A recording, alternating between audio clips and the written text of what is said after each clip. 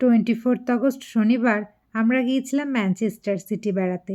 বস্ত্রশিল্পের জন্য বিখ্যাত ইংল্যান্ডের ম্যানচেস্টার শহরের নাম স্কুল জীবনে ভূগোল বইয়ে পড়েছিলাম।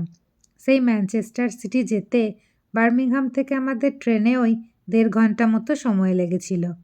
তবে ওই দিন ওয়েদার খুব একটা ভালো ছিল না। সকাল থেকেই মেঘলা আকাশ, মাঝে মধ্যেই বৃষ্টি হচ্ছিল।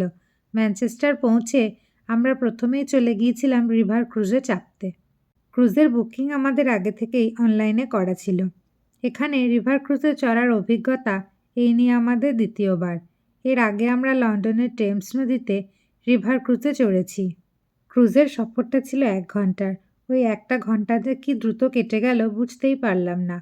ক্রুজ থেকে শহরটা দেখতে দারুণ লাগছিল।